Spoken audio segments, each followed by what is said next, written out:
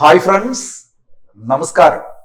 Challenger ആപ്പിന്റെ ഇന്നത്തെ constitution ക്ലാസ്സിലേക്ക് ഏവർക്കും ഹൃദ്യമായ സ്വാഗതം.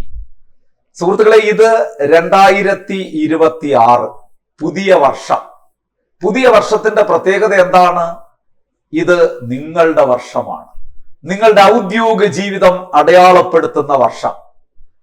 PSC ഈ വർഷം നിരവധി ഉദ്യോഗങ്ങൾക്കായിട്ട് മത്സര പരീക്ഷകൾ സംഘടിപ്പിച്ചിരിക്കുന്നു. ഏത് യോഗ്യതയുള്ളവർക്കും ഉദ്യോഗം നേടാവുന്ന ഒരു സുവർണ അവസരം നിങ്ങളുടെ മുമ്പിൽ എത്തിച്ചേർന്നിരിക്കുന്നു.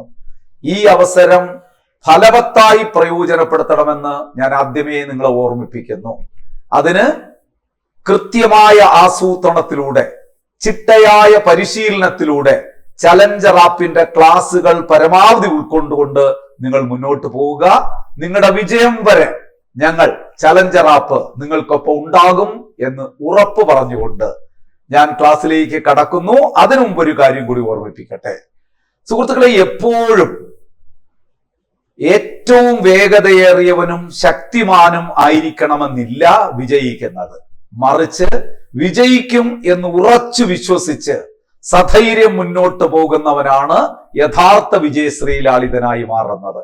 അങ്ങനെ ചലഞ്ചർ ആപ്പിന്റെ എന്റെ എല്ലാ സുഹൃത്തുക്കളും വിജയശ്രീലാളിതരായി മാറട്ടെ എന്ന് പ്രാർത്ഥിച്ചുകൊണ്ട്, ആശംസിച്ചുകൊണ്ട്, ഏറെ സ്നേഹത്തോടെ, വിജയാശംസകളോടെ ഇന്നത്തെ ക്ലാസ്സിലേക്ക് നിങ്ങളെല്ലാവരെയും ഞാൻ ക്ഷണിക്കുകയാണ്.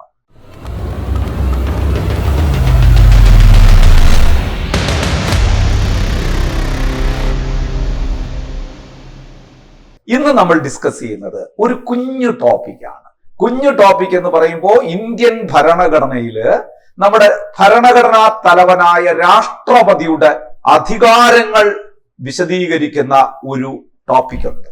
ആ ടോപ്പിക്കില് ആ രാഷ്ട്രപതിയുടെ അധികാരങ്ങളിൽ പെട്ട ഒരു കുഞ്ഞ് അധികാരത്തെ കുറിച്ച് മാത്രമാണ് ഇന്ന് നമ്മൾ ഒരു ചെറിയ വീഡിയോ ക്ലാസ്സിലൂടെ അവതരിപ്പിക്കാൻ ഞാൻ ശ്രമിക്കുന്നത്. രാഷ്ട്രപതിയുടെ അധികാരങ്ങൾ നിങ്ങൾക്കറിയാം. നമ്മൾ സാധാരണ 7 അധികാരങ്ങളാണ് രാഷ്ട്രപതിയുടെ അധികാരങ്ങളായി നമ്മൾ പഠിക്കുന്നത്. ഏതൊക്കെയാണ്? എക്സിക്യൂട്ടീവ് പവർ എന്ന് പറഞ്ഞാൽ ഭരണപരമായ അധികാരം, കാര്യനിർവഹണ അധികാരം.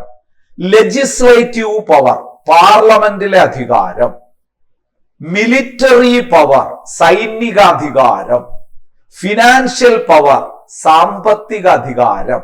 ജുഡീഷ്യൽ പവർ, നീതിന്യായ അധികാരം. ഡിപ്ലോമാറ്റിക് പവർ എന്ന് പറഞ്ഞാൽ എന്താണ്? ഡിപ്ലോമാറ്റിക് പവർ എന്ന് പറഞ്ഞു കഴിഞ്ഞാൽ നയതന്ത്ര അധികാരം. ഒന്നുകൂടിയുണ്ട്, എമർജൻസി പവർ. അതായത് എമർജൻസി, അടിയന്തരാവസ്ഥ ഡിക്ലെയർ ചെയ്യാനൊക്കെയുള്ള അധികാരം. ഇങ്ങനെ 7 അധികാരങ്ങളാണ് പ്രധാനമായും രാഷ്ട്രപതിക്കുള്ളത്.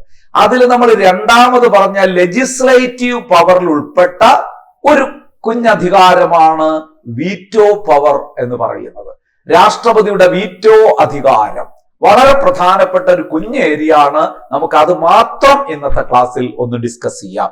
എന്താണ് രാഷ്ട്രപതിയുടെ വീറ്റോ അധികാരം എന്ന് പറയുന്നതിന് മുമ്പ്, article relating to veto power of the president, രാഷ്ട്രപതിയുടെ വീറ്റോ അധികാരങ്ങളെ കുറിച്ച് പ്രതിപാദിക്കുന്ന അനുച്ഛേദം ഏതാണ്? ഇന്ത്യൻ ഭരണഘടനയിലെ ഏത് അനുച്ഛേദത്തിലാണ് രാഷ്ട്രപതിയുടെ വീറ്റോ അധികാരങ്ങളെ കുറിച്ച് പ്രതിപാദിക്കുന്നതെന്ന് ചോദിച്ചാൽ ആ ആർട്ടിക്കിൾ നിങ്ങളുടെ മനസ്സിൽ നിന്ന് ഒരിക്കലും ആയില്ല. കാരണം അതൊരു ഫാൻസി നമ്പറാണ്. 111 111. ഇന്ത്യൻ ഭരണഘടനയിലെ ആർട്ടിക്കിൾ 111 രാഷ്ട്രപതിയുടെ വീറ്റോ പവറിനെ കുറിച്ച് പ്രതിപാദിക്കുന്നത്. വീറ്റോ അധികാരങ്ങൾ ഇത് പാർലമെന്റിലെ അധികാരത്തിൽപ്പെട്ടതാണ്, ലെജിസ്ലേറ്റീവ് പവറിൽപ്പെട്ടതാണ്. അപ്പൊ എന്താണ് വീറ്റോ എന്ന വാക്കിന്റെ അർത്ഥം? ആ വാക്ക് എവിടെ നിന്നുണ്ടായി? നോക്കൂ, വീറ്റോ എന്നതൊരു ലാറ്റിൻ പദമാണ്. ആ ലാറ്റിൻ പദത്തിന്റെ അർത്ഥം ഫോർബൈഡ്, ടു ഫോർബൈഡ് അല്ലെങ്കിൽ തടയുക, വിലക്കുക എന്നൊക്കെ അർത്ഥം വരുന്ന, നോക്കൂ, വീറ്റോ. വീറ്റോ ഇത് പരീക്ഷയ്ക്ക് ഈ ടൈപ്പ് ചോദ്യങ്ങൾ ഇപ്പൊ ചോദിക്കുന്നുണ്ട്. ഞാനൊരു ഉദാഹരണം പറയാം. ഏതാനും നാളുകൾക്ക് മുമ്പ് നടന്ന, വലിയ ദിവസമൊന്നും ആയിട്ടില്ല, PSCയുടെ ഏറ്റവും പ്രധാനപ്പെട്ട പരീക്ഷകളിൽ ഒന്നായിരുന്നല്ലോ ബീറ്റ് ഫോറസ്റ്റ് ഓഫീസറുടെ പരീക്ഷ. ആ ബീറ്റ് ഫോറസ്റ്റ് ഓഫീസറുടെ പരീക്ഷയ്ക്ക് ഒരു ചോദ്യം ഉണ്ടായിരുന്നു. പാർലമെന്റ് എന്ന പദം ഉടലെടുത്തത് പാർലർ എന്ന ഇംഗ്ലീഷ് പദത്തിൽ നിന്നാണ്. അതൊരു സ്റ്റേറ്റ്മെന്റ് ആയിട്ട് കൊടുത്തിട്ട് ആ സ്റ്റേറ്റ്മെന്റ് ശരിയോ തെറ്റോ എന്നാണ് ചോദ്യം. ആ സ്റ്റേറ്റ്മെന്റ് തെറ്റാണ്. നിങ്ങൾക്കറിയാം, പാർലമെന്റ് എന്നത് പാർലർ എന്ന ഫ്രഞ്ച് പദത്തിൽ നിന്നാണ് ഉടലെടുത്തത്. കണ്ടോ, ഞാനിത് എന്തിനാണ് പറഞ്ഞത്? ഈ ചോദ്യം അതുപോലെ വരാം. അവിടെ വീറ്റോ എന്ന പദം ഒരു ഇംഗ്ലീഷ് പദത്തിൽ നിന്ന് ഉടലെടുത്തതാണെന്ന് പറഞ്ഞാൽ തെറ്റെന്ന് പറയുക. ഇംഗ്ലീഷ് എന്നോ ഫ്രഞ്ച് പദത്തിൽ നിന്നോ എന്നൊക്കെ പറഞ്ഞാൽ തെറ്റാണ്. ലാറ്റിൻ പദമാണ്. കാരണം ഇങ്ങനെയൊക്കെ ചോദിക്കുന്നുണ്ട് കേട്ടോ. അതുകൊണ്ട് വ്യക്തമായി പഠിച്ചു പോവുക. വീറ്റോ എന്നത് ഒരു ലാറ്റിൻ പദമാണ്. അതിന്റെ അർത്ഥം തടയുക. അപ്പൊ വീറ്റോയുടെ, രാഷ്ട്രപതിയുടെ വീറ്റോ പവർ എന്ന് പറഞ്ഞാൽ എന്തെങ്കിലും ഒരു നിയമനിർമ്മാണം നടത്തിയാൽ അതിനെ തടയാനുള്ള രാഷ്ട്രപതിയുടെ അധികാരം എന്ന് ഓർക്കുക. അപ്പൊ വീറ്റോ പവർ എന്താണ് അതിന്റെ ഉദ്ദേശ്യം? രാഷ്ട്രപതിയുടെ വീറ്റോ പവറിന്റെ ഉദ്ദേശം എന്തെന്ന് ചോദിച്ചാൽ ഭരണഘടനാ വിരുദ്ധമായ നിയമനിർമ്മാണത്തെ തടയുക. നോക്കൂ, നിങ്ങൾക്കറിയാം എങ്ങനെയാണ് പാർലമെന്റ് ഒരു നിയമം നിർമ്മിക്കുന്നത് എന്ന്. പാർലമെന്റിലെ ഇരുസഭകളിലും പ്രമേയം പാസാക്കണം, എന്നിട്ട് രാഷ്ട്രപതി ഒപ്പുവയ്ക്കണം. അതല്ലേ അതിന്റെ നടപടിക്രമം. ഒരു നിയമം നിർമ്മിക്കണമെങ്കിൽ അതിന്റെ ഫസ്റ്റ് പ്രോസസ് എന്ന് പറയുന്നത് introduction of A bill in either house of parliament. പാർലമെന്റിന്റെ ഏതെങ്കിലും ഒരു സഭയിൽ ബില്ല് അവതരിപ്പിക്കണം. ആദ്യം ഇന്ന സഭയിൽ തന്നെ ബില്ല് അവതരിപ്പിക്കണമെന്ന് നിർബന്ധമൊന്നുമില്ല. അത് നമ്മുടെ മണി ബില്ലിന്റെ ഒക്കെ കാര്യത്തിൽ അത്തരം നിർബന്ധങ്ങളുള്ളൂ. പക്ഷെ അല്ലാത്ത സാധാരണ ബില്ല് ഏത് സഭയിലും ആദ്യം അവതരിപ്പിക്കാം. പക്ഷെ ആ സഭ അവതരിപ്പിച്ച് പാസ്സാക്കിയിട്ട് അടുത്ത സഭയ്ക്ക് കൊടുത്താൽ ആ സഭയും പാസ്സാക്കിയിരിക്കണം. അപ്പൊ ഇനിഷ്യേറ്റിംഗ് ഹൗസ് ഇപ്പോ രാജ്യസഭയാണെങ്കിൽ അടുത്ത സെക്കൻഡ് ഹൗസായി ലോകസഭയിലേക്ക് അത് അയക്കണം. ലോകസഭയും പാസ്സാക്കണം. എന്നാൽ നിയമമാകുമോ? ആകില്ല. അടുത്തൊരു ഘട്ടമുണ്ട്. രാഷ്ട്രപതി കൂടി അതിൽ അംഗീകാരം കൊടുക്കണം. രാഷ്ട്രപതിയും കൂടി അംഗീകരിക്കുമ്പോൾ മാത്രമേ ആ ഒരു നിയമം അല്ലെങ്കിൽ ആ ഒരു ബില്ല് നിയമമായി മാറുകയുള്ളൂ. പലപ്പോഴും പരീക്ഷയ്ക്ക് ചോദിച്ചിട്ടുണ്ട്, പാർലമെന്റിന്റെ ഇരുസഭകളും പാസാക്കുന്ന ഒരു ബില്ല് നിയമമാകുന്നത് എപ്പോൾ? രാഷ്ട്രപതി ഒപ്പുവയ്ക്കുമ്പോൾ.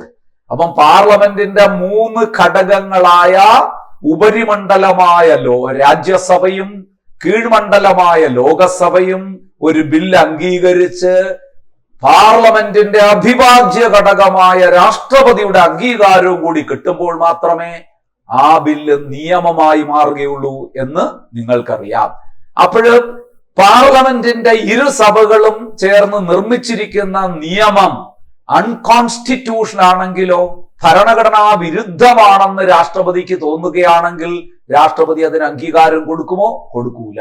അവിടെയാണ് രാഷ്ട്രപതി തന്റെ വീറ്റോ പവർ ഉപയോഗിച്ചുകൊണ്ട് ആ ബില്ല് നിയമമാകുന്നത് തടയുന്നത്. അപ്പം വീറ്റോയുടെ ഉദ്ദേശം എന്താണ്? ഭരണഘടനാ വിരുദ്ധമായ നിയമനിർമ്മാണത്തെ തടയുക എന്നത് തന്നെയാണ് വീറ്റോയുടെ ഉദ്ദേശ്യം. ക്ലിയർ അല്ലേ? ഇത്രയും ക്ലിയർ ആയോ? വ്യക്തമായി മനസ്സിലാക്കി പോകണം. അടുത്ത ഒരു കാര്യം നിങ്ങൾ ഓർക്കുക, പാർലമെന്റ് പാസാക്കിയ ഒരു ബില്ലിന്മേൽ രാഷ്ട്രപതിക്ക് എന്ത് അധികാരങ്ങളാണ് ഉള്ളത്? When a bill is presented before president for his assent, he has 3 alternatives. നിങ്ങൾക്കറിയാം, ഇരുസഭകളും പാസാക്കി കഴിഞ്ഞ ഒരു ബില്ല് രാഷ്ട്രപതിയുടെ അംഗീകാരത്തിനായി രാഷ്ട്രപതിയുടെ മുമ്പിൽ സമർപ്പിക്കുമ്പോൾ രാഷ്ട്രപതിക്ക് 3 ഓപ്ഷൻ ഉണ്ട് അതില്. എന്ന് പറഞ്ഞാൽ നോക്കൂ, ബില്ലിന് അംഗീകാരം നൽകാം. He may give his assent. അദ്ദേഹത്തിന് അംഗീകാരം നൽകാം. അല്ലെങ്കിലോ he may withhold his assent. Bill തടഞ്ഞു വയ്ക്കാം.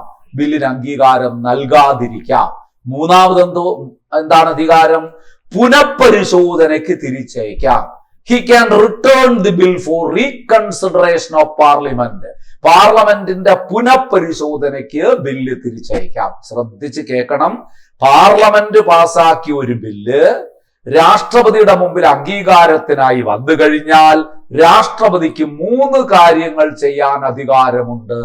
ബില്ലിന് അംഗീകാരം കൊടുക്കാം, ബില്ലിന് അംഗീകാരം കൊടുക്കാതിരിക്കാം, പുനഃപരിശോധനയ്ക്ക് തിരിച്ചയക്കാം. ഇതാണ് അദ്ദേഹത്തിന്റെ വീറ്റോ പവർ. അദ്ദേഹത്തിന്റെ വീറ്റോ പവറല്ല ഇതിനകത്ത് വരുന്നതാണ്. ചിലപ്പോൾ അദ്ദേഹം പെട്ടെന്ന് അംഗീകാരം കൊടുക്കും, ഒപ്പിട്ട് കൊടുക്കും.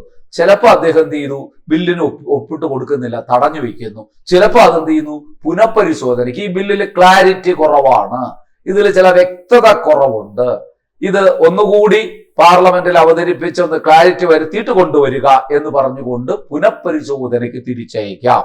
ഇതാണ് രാഷ്ട്രപതിയുടെ അധികാരങ്ങൾ എന്ന് പറയുന്നത്. അല്ലാതെ രാഷ്ട്രപതിയുടെ മുമ്പിൽ ഒരു ബില്ല് അവതരിപ്പിച്ചു കഴിഞ്ഞാൽ ഉടൻ തന്നെ രാഷ്ട്രപതി അതിന് അംഗീകാരം കൊടുത്തിരിക്കണമെന്ന് ഭരണഘടനയിൽ ഒരു സ്ഥലത്തും പറയുന്നില്ല. വേറൊരു ചോദ്യം കൂടെ നിങ്ങളവിടെ ഒന്ന് ഓർമ്മിച്ചു വെക്കേണ്ടതായിട്ടുണ്ട്.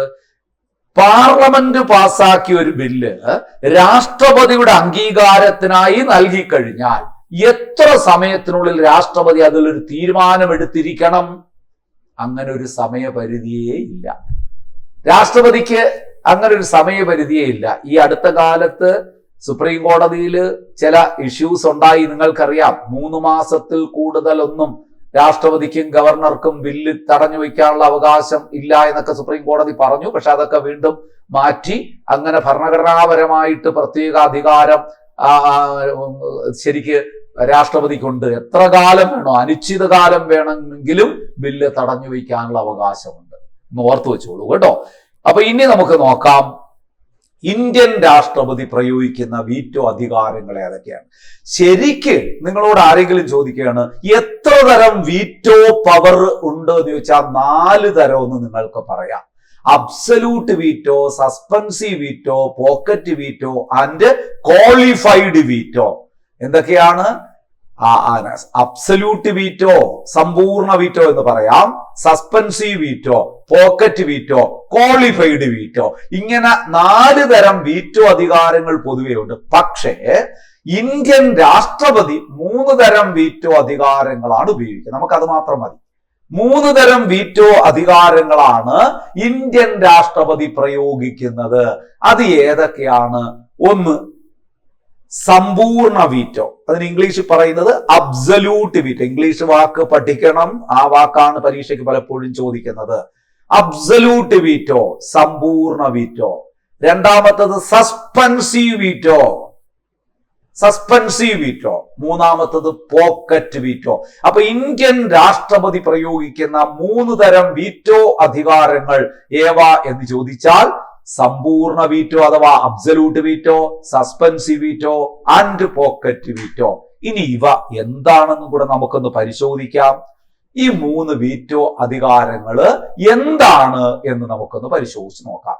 എന്താണ് സമ്പൂർണ്ണ വീറ്റോ, അബ്സല്യൂട്ട് വീറ്റോ എന്ന് പറഞ്ഞാൽ? ശ്രദ്ധിച്ചു കേൾക്കണം. ആ വാക്കിൽ തന്നെ അതിന്റെ ഉത്തരമുണ്ട്. അബ്സല്യൂട്ട്, സമ്പൂർണം. സമ്പൂർണമായി വീറ്റോ ചെയ്യുക എന്ന് പറഞ്ഞാൽ ഒരു ബില്ല് പാസാക്കി രാഷ്ട്രപതിയുടെ മുമ്പിൽ കൊണ്ടുവരുമ്പോൾ സമ്പൂർണമായിട്ട് രാഷ്ട്രപതി അത് നിഷേധിക്കുന്നു, അംഗീകാരം കൊടുക്കാതിരിക്കുന്നു. അഥവാ പാർലമെന്റ് പാസാക്കിയ നിയമം റദ്ദാക്കുന്നു.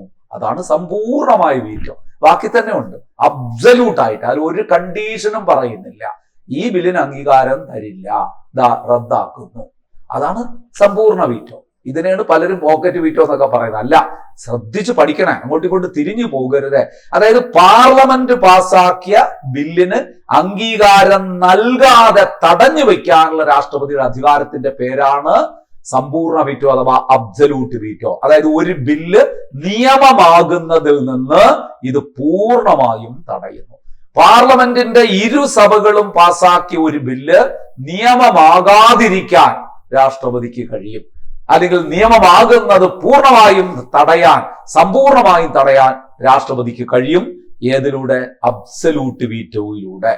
നോക്കൂ, ഇത് സാധാരണയായി സ്വകാര്യ അംഗങ്ങളുടെ ബില്ലുകൾക്കും മന്ത്രിസഭ രാജിവെച്ചതിന് ശേഷം വരുന്ന ബില്ലുകൾക്കുമാണ് ഉപയോഗിക്കുന്നത്. ശ്രദ്ധിച്ച് കേൾക്കണേ. സാധാരണയായിട്ട് ഈ അബ്സല്യൂട്ട് വീറ്റോ പ്രയോഗിക്കുന്ന എപ്പോഴാണ്? ഒരു സ്വകാര്യ അംഗം അവതരിപ്പിക്കുന്ന ബില്ലിന്, അതായത് ഗവൺമെന്റിന്റെ ഭാഗമല്ലാത്ത ഒരു സ്വകാര്യ അംഗം അവതരിപ്പിക്കുന്ന ബില്ലില് രാഷ്ട്രപതി സാധാരണയായിട്ട് അബ്സല്യൂട്ട് വീറ്റോ പ്രയോഗിക്കാം. ഇനി അതുപോലെ തന്നെ മന്ത്രിസഭ രാജിവെച്ചതിന് ശേഷം വരുന്ന ബില്ല്, പാർലമെന്റ് ഒരു ബില്ല് പാസാക്കി കഴിഞ്ഞ ഉടനെ മന്ത്രിസഭ രാജിവെച്ചു, ആ ബില്ല് രാഷ്ട്രപതിയുടെ അടുക്കേക്ക് അംഗീകാരത്തിന് വരികയാണ്. പക്ഷെ മന്ത്രിസഭ ഇല്ല. അപ്പൊ രാജിവെച്ച ഒരു മന്ത്രിസഭ പാസാക്കിയ ബില്ല് രാഷ്ട്രപതി അംഗീകാരം കൊടുക്കാറില്ല. അത് അബ്സല്യൂട്ട് വീറ്റോയ്ക്ക് വിധേയമാക്കും, അത് തടഞ്ഞു വെക്കും, ബില്ലിന് അംഗീകാരം കൊടുക്കൂല. അപ്പൊ ഒരു സ്വകാര്യ അംഗം അവതരിപ്പിക്കുന്ന ബില്ലോ രാജ്യസഭ രാജിവെച്ചതിന് ശേഷം രാഷ്ട്രപതിയുടെ മുമ്പിലെത്തുന്ന ബില്ലിനോ അബ്സല്യൂട്ട് വീറ്റോ രാഷ്ട്രപതി സാധാരണയായി പ്രയോഗിക്കാറുണ്ട്.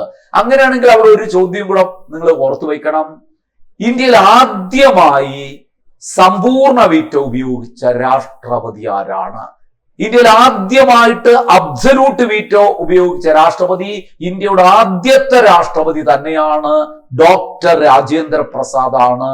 1954 പെപ്സ്യു അപ്രോപ്രിയേഷൻ ബില്ല്. എന്താണ് ഈ പെപ്സ്യു അപ്രോപ്രിയേഷൻ ബില്ല് എന്ന് പറഞ്ഞാൽ? ഈ പെപ്സ്യു എന്ന് പറഞ്ഞാൽ അതിന്റെ ഫുൾ ഫോം എന്താണെന്ന് അറിയാമോ? The Patiala and east Punjab state union.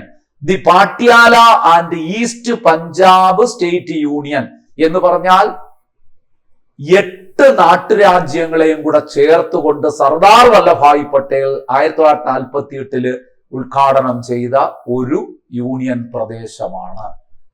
നാട്ടുരാജ്യങ്ങളെ സംയോജിപ്പിച്ച വ്യക്തി ആരാണെന്ന് നിങ്ങൾക്കറിയാം, സർദാർ വല്ലഭായ് പട്ടേൽ. ഇന്ത്യയിലെ ആദ്യത്തെ ഹോം മിനിസ്റ്റർ, ഇന്ത്യയിലെ ആദ്യത്തെ ആഭ്യന്തര വകുപ്പ് മന്ത്രിയായിരുന്ന സർദാർ പട്ടേല് 8 നാട്ടുരാജ്യങ്ങൾ, പഞ്ചാബൊക്കെ ഉൾപ്പെട്ട 8 നാട്ടുരാജ്യങ്ങളെ കൂടെ ചേർത്ത് ഒരൊറ്റ യൂണിയനാക്കി. അതിനെ വിളിക്കുന്ന പേരാണ് പെപ്സ്യു യൂണിയൻ എന്ന് പറയുന്നത്, അല്ലെങ്കിൽ പെപ്സ്യു എന്ന് പറയുന്നത്. അപ്പൊ ആ പെപ്സ്യു പ്രദേശത്ത്, പഞ്ചാബ്, ഹരിയാന എന്നിവയൊക്കെ ഉൾപ്പെടുന്ന ആ പെപ്സ്യു പ്രദേശത്ത് രാഷ്ട്രപതി ഭരണം പ്രഖ്യാപിക്കപ്പെട്ടു. ആ രാഷ്ട്രപതി ഭരണം നിന്നപ്പോഴാണ് ഒരു ബില്ല് പാസ്സാക്കുന്നത്. പെപ്സ്യു അപ്രോപ്രിയേഷൻ ബില്ല് എന്ന് പറഞ്ഞുകൊണ്ട് ഒരു ബില്ല് പാസ്സാക്കുന്നു. പക്ഷെ രാഷ്ട്രപതി ഭരണം അവസാനിച്ച ശേഷമാണ് ആ ബില്ല് രാഷ്ട്രപതിയുടെ മുമ്പിൽ എത്തുന്നത്. നമ്മൾ നേരത്തെ പറഞ്ഞ പോലെ, ഒരു ലോകസഭ അവസാനിച്ചിട്ട് വരുന്നെന്ന് പറഞ്ഞ പോലെ, നോക്കൂ, ആ പ്രദേശത്തിന്റെ രാഷ്ട്രപതി ഭരണം നിലനിന്നിരുന്നപ്പോൾ പാസ്സാക്കിയ ബില്ല് ആ രാഷ്ട്രപതി ഭരണം അവസാനിച്ചതിന് ശേഷം രാഷ്ട്രപതിയുടെ മുമ്പിലെത്തി. രാഷ്ട്രപതി ആ ബില്ലിന് അംഗീകാരം കൊടുത്തില്ല. ഇതാണ് ആദ്യത്തെ എന്ത് ബില്ല്? ആദ്യത്തെ ഏത് വീറ്റോ ആണ്? സമ്പൂർണ്ണ വീറ്റോ, അബ്സല്യൂട്ട് വീറ്റോ പ്രയോഗിച്ചത് ആര് എന്ന് ചോദിച്ചു കഴിഞ്ഞാൽ അത് ഡോക്ടർ രാജേന്ദ്ര പ്രസാദ് പെപ്സ്യു അപ്രോപ്രിയേഷൻ ബില്ലുമായി ബന്ധപ്പെട്ടതാണ് എന്ന് ഓർക്കുക. ഇനി അതുപോലെ തന്നെ ഒരു പോയിന്റ് കൂടെ നിങ്ങൾ ഓർക്കണം. ഇതേപോലെ ഈ അബ്സല്യൂട്ട് വീറ്റോ പ്രയോഗിച്ച മറ്റൊരു രാഷ്ട്രപതി എന്ന് പറയുന്നത് R Venkataraman. 1991 R Venkataraman parliament അംഗങ്ങളുടെ ശമ്പളാനുകൂല്യങ്ങൾ വർദ്ധിപ്പിച്ച ഒരു ബില്ല് തടഞ്ഞു വെച്ചു. അതിനും അദ്ദേഹം അംഗീകാരം കൊടുത്തില്ല.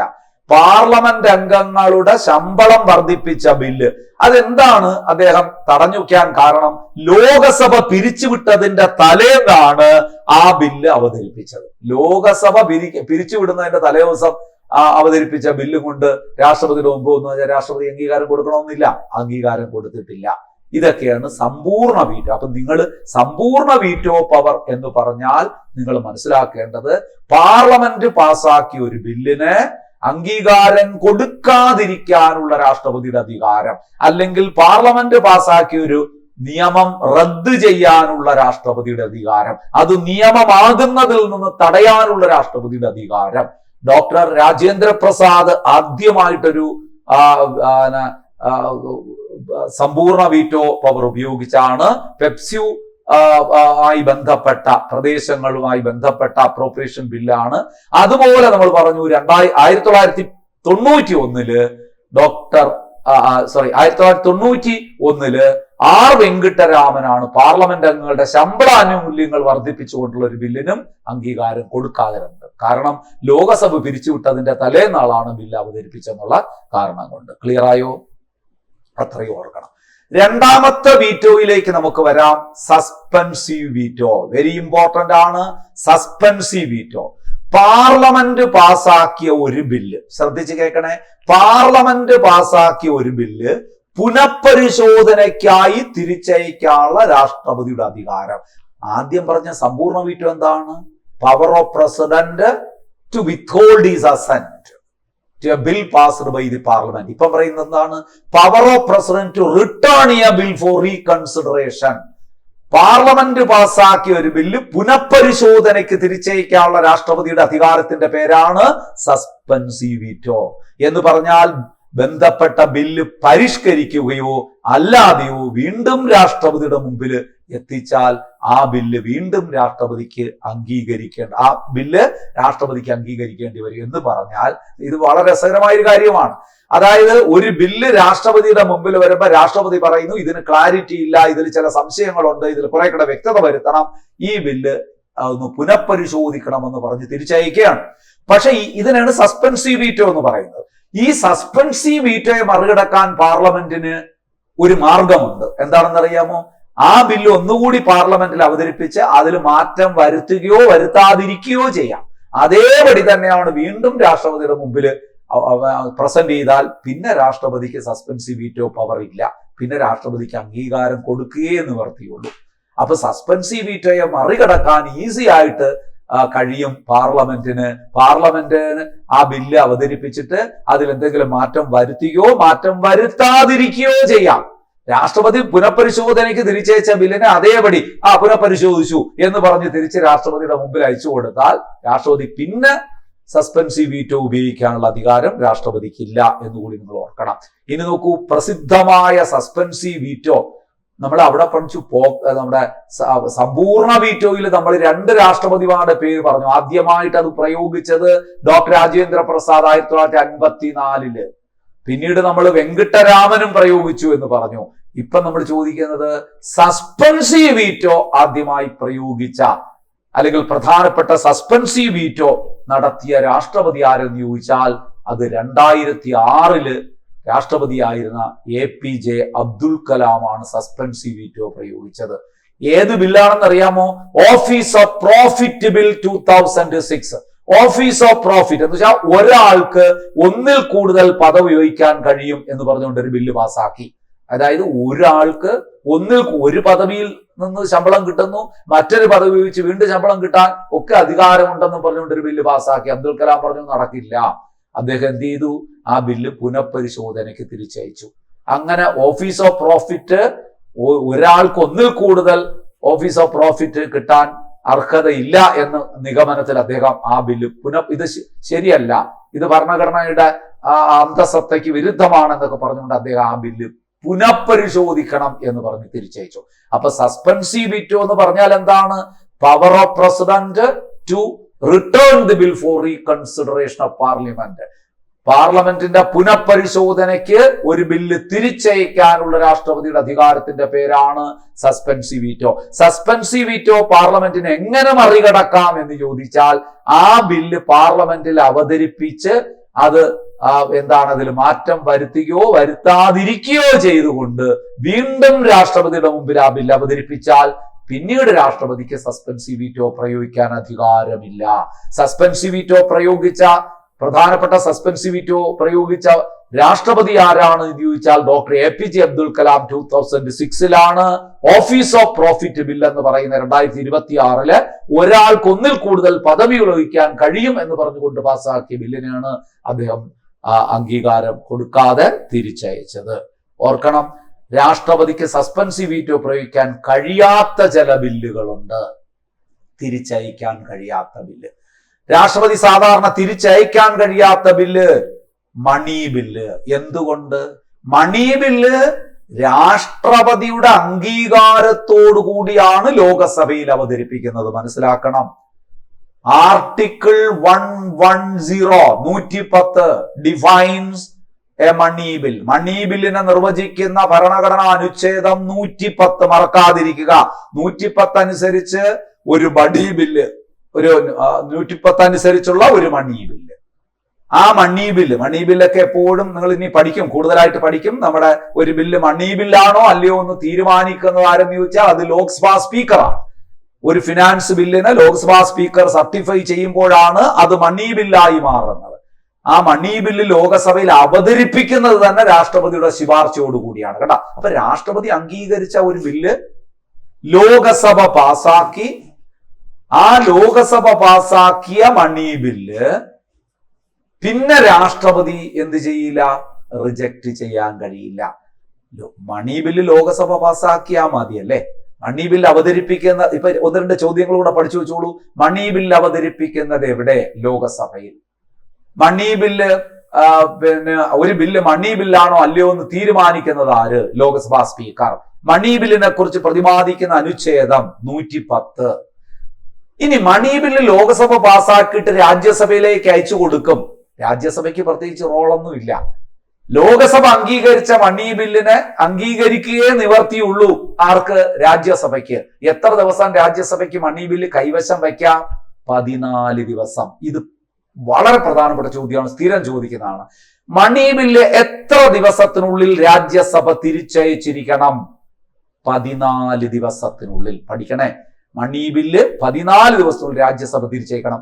അത് എങ്ങനെ തിരിച്ചയച്ചാലും ഇത് ഞങ്ങൾ അംഗീകരിക്കുന്നില്ല, അല്ലെങ്കിൽ ഇത് ശരിയല്ല എന്നൊക്കെ പറഞ്ഞാലും ഒന്നും ബാധിക്കില്ല. മണി ബില്ല് 14 ദിവസവും കൂടി കഴിഞ്ഞാൽ രാജ്യസഭയും അംഗീകരിച്ചതായി തന്നെ കണക്കാക്കി മണി ബിൽ പാസ്.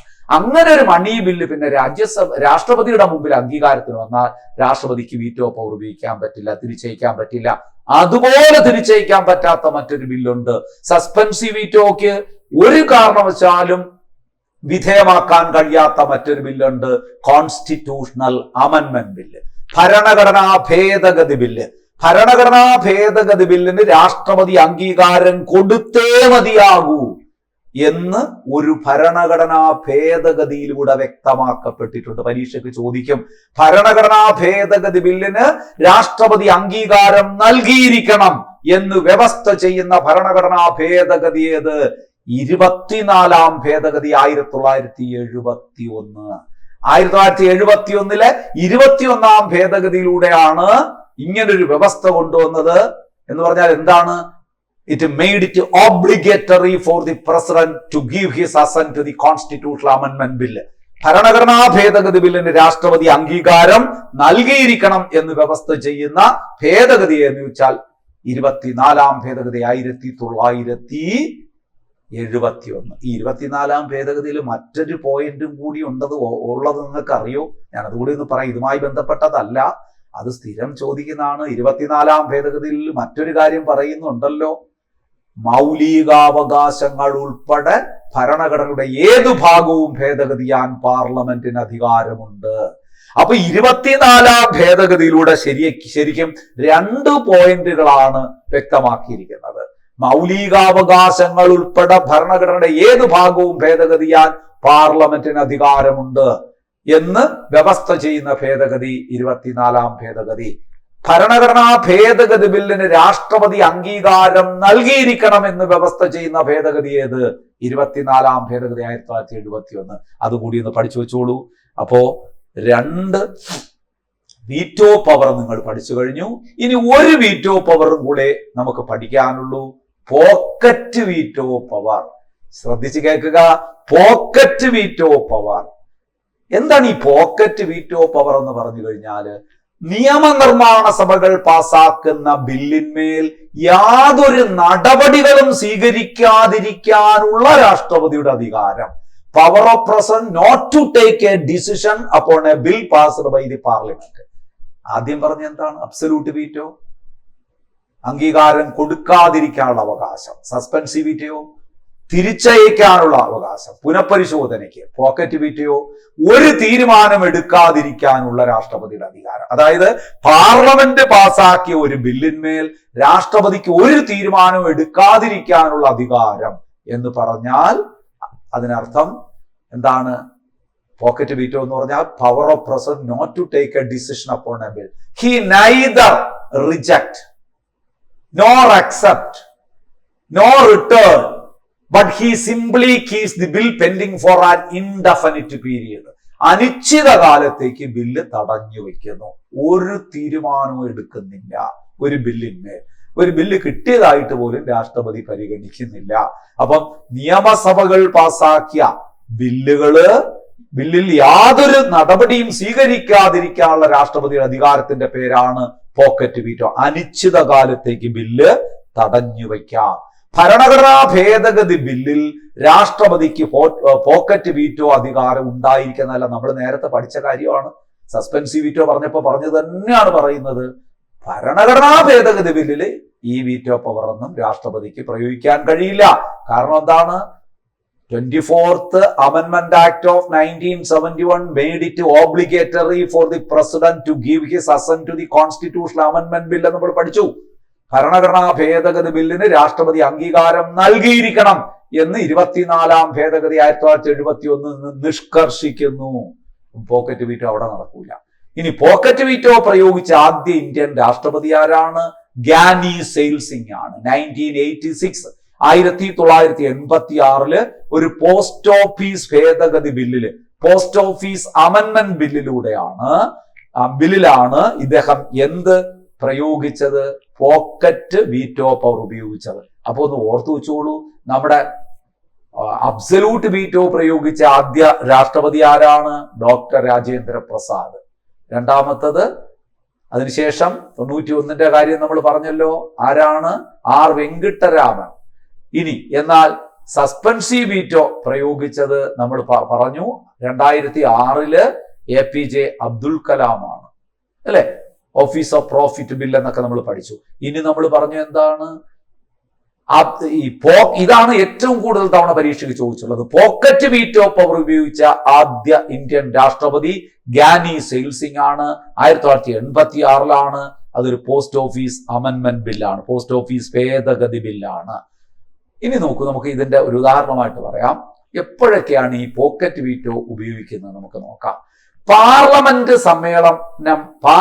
സമ്മേളനം അവസാനിക്കുന്നതിന് തൊട്ട് മുമ്പ് ബിൽ ഒപ്പിടുകയോ തള്ളുകയോ ചെയ്യാതെ മരവിപ്പിച്ചു വയ്ക്കുന്നതിലൂടെ നിയമനിർമ്മാണത്തെ തടയുന്നു. രാഷ്ട്രപതിയുടെ മുമ്പിൽ ഒരു ബില്ല് വന്നു, പക്ഷെ രാഷ്ട്രപതിക്ക് അറിയാം പാർലമെന്റ് സമ്മേളനത്തിന്റെ തീയതിയാണ്, ലാസ്റ്റ് സമ്മേളനമായി. മനസ്സിലാകുന്നുണ്ടല്ലോ? പാർലമെന്റ് സമ്മേളനം അവസാനിക്കുന്നതിന് തൊട്ടു മുമ്പുള്ള ബില്ലാണ്. അപ്പൊ രാഷ്ട്രപതി എന്ത് ചെയ്യും? അതിനെ തള്ളുകയോ കൊള്ളുകയോ ഒന്നും ചെയ്യാതെ അത് മരവിപ്പിച്ചു വയ്ക്കുന്നതിലൂടെ ആ നിയമനിർമ്മാണത്തെ, കാരണം എന്താ അറിയുമോ, ആ പാർലമെന്റ് അവസാനിക്കാൻ പോവുകയാണ്, ആ പാർലമെന്റ് ഉണ്ടാക്കിയ നിയമം ഇനി പ്രസക്തിയില്ല എന്നുള്ള ഒരു വിലയിരുത്തലില് അത് മരവിപ്പിച്ചു നിർത്തുന്നു. അതുകൊണ്ടാണ് ഇതിനെ നമ്മൾ പരോക്ഷ ഇൻഡയറക്റ്റ് വീറ്റോ എന്ന് നമ്മൾ വിളിക്കുന്നു, അല്ലെങ്കിൽ ഇൻഡെഫിനിറ്റ് വീറ്റോ എന്നും വിളിക്കുന്നു. അനിശ്ചിതമായി തടഞ്ഞു വയ്ക്കൽ, ഒരു നിശ്ചിത കാലാവധി ഇല്ലാതെ അനിശ്ചിതമായി ബില്ല് തടഞ്ഞു വയ്ക്കലെന്നോ പരോക്ഷ വീറ്റോ എന്നോ നമ്മൾ ഈ പോക്കറ്റ് വീറ്റോയെ വിശേഷിപ്പിക്കുന്നു. അപ്പൊ സുഹൃത്തുക്കളെ, ഒരു കുഞ്ഞു ടോപ്പിക്കാണ് ഇന്നത്തെ ക്ലാസ് നമ്മൾ ഡിസ്കസ് ചെയ്തത്. രാഷ്ട്രപതിയുടെ വീറ്റോ അധികാരങ്ങളുമായി ബന്ധപ്പെട്ട് പ്രത്യേകിച്ച് ഡിഗ്രി ലെവൽ പരീക്ഷകളിൽ ഒരുപാട് ചോദ്യങ്ങൾ വരാറുണ്ട്. ഇതെല്ലാം ഒന്ന് ഭംഗിയായിട്ട് മനസ്സിലാക്കി വെക്കണം. അപ്പൊ ഈ ക്ലാസ് നിങ്ങൾക്ക് പ്രയോജനപ്പെട്ടു എന്നുള്ള ഉത്തമ വിശ്വാസത്തോടു കൂടി ഞാൻ ഈ ക്ലാസ് വൈൻഡപ്പ് ചെയ്യാൻ പോകുന്നു. ഒപ്പം ഒരു കാര്യം കൂടി ഓർമ്മിപ്പിച്ചുകൊണ്ട്, ഞാൻ ഈ ക്ലാസിന്റെ തുടക്കത്തിൽ പറഞ്ഞു, ഈ പുതിയ വർഷം നിങ്ങളുടെ വർഷമാണെന്ന് പറഞ്ഞു. നിങ്ങളുടെ വർഷം എന്ന് പറഞ്ഞാൽ നമ്മുടെ വർഷം എന്ന് നമുക്ക് പറയാം. നിങ്ങളോടൊപ്പം ഞങ്ങളും കൂടിയുണ്ട്. ആര്? Challenger app. നിങ്ങളുടെ ഓരോരുത്തരുടെയും വിജയത്തിനായി കണ്ണിലെണ്ണയും ഒഴിച്ച് കാത്തിരിക്കുന്ന ആൾക്കാരാണ് ഞങ്ങള്. നിങ്ങളുടെ വിജയം എന്ന് പറയുന്നതാണ് ഞങ്ങളുടെ ഊർജം. തീർച്ചയായിട്ടും അതുകൊണ്ട് നമുക്കൊരുമിച്ച് പ്രവർത്തിക്കാം വൻ വിജയങ്ങൾക്ക് വേണ്ടി. ക്ലാസ് കണ്ടുകൊണ്ടിരുന്ന എല്ലാവർക്കും വലിയ വിജയം ഉണ്ടാകട്ടെ എന്ന് ആശംസിക്കുന്നു. മറ്റൊരു ക്ലാസ്സുമായി നമുക്ക് വീണ്ടും കാണാം. Thank you so much. Good bye.